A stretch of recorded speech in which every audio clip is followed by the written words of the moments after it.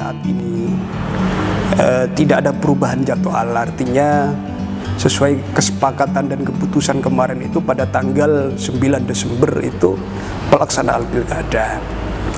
Tetapi perubahan-perubahan itu semua bisa saja nanti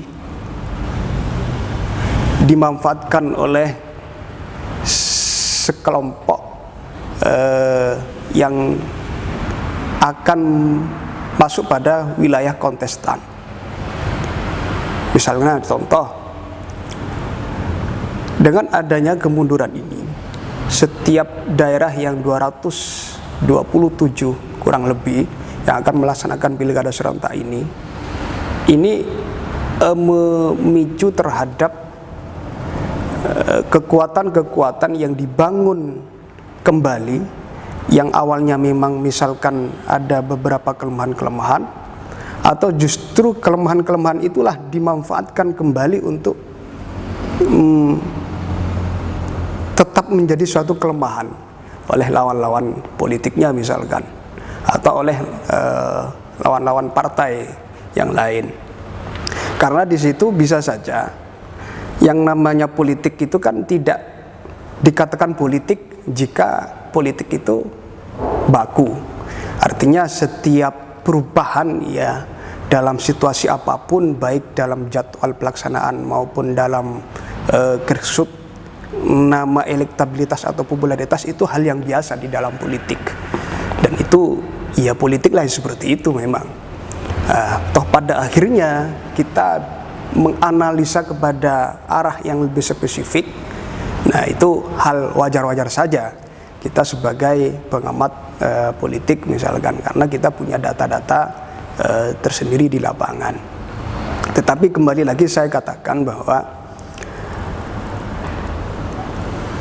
perubahan pilkada ini bukan menjadi hambatan untuk menyeleksi pemimpin-pemimpin yang betul-betul nanti mengarah kepada hal yang sifatnya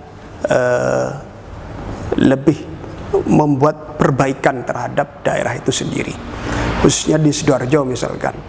Karena di Sidoarjo itu kita jangan sampai sejarah-sejarah yang lama itu terulang kembali dengan kegagalan-kegagalan yang ada misalkan, walaupun itu tidak hanya satu posisi saja. Artinya ada bahasa kegagalan, pasti juga ada bahasa keberhasilan.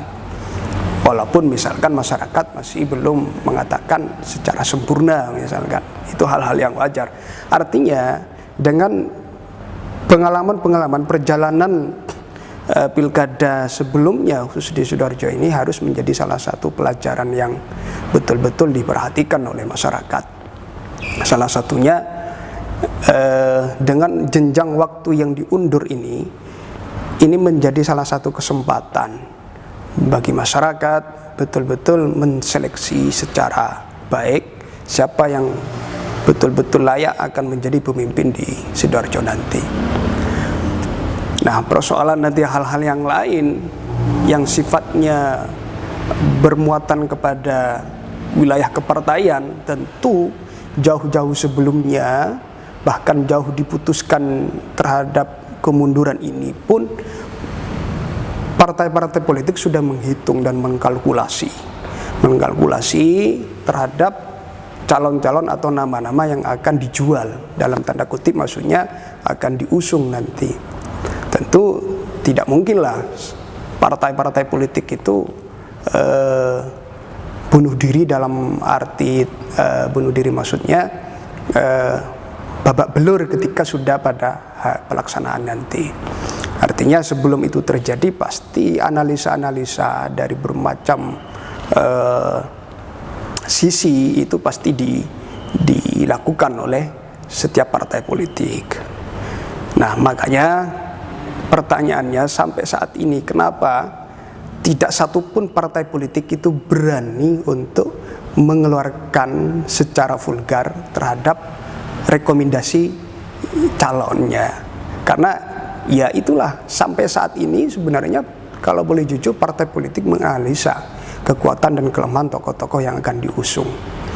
Dan pasti seperti yang saya sampaikan di awal, tidak mau partai politik itu nanti babak belur sendiri ketika sudah hari pelaksanaan. Nah, dengan kesempatan-kesempatan seperti ini, jenjang waktu yang diundur, maka tentu ini menjadi salah satu kesempatan terbesar bagi partai politik untuk membangun koordinasi-koordinasi yang lebih baik lagi ke depannya. Itu saja ya.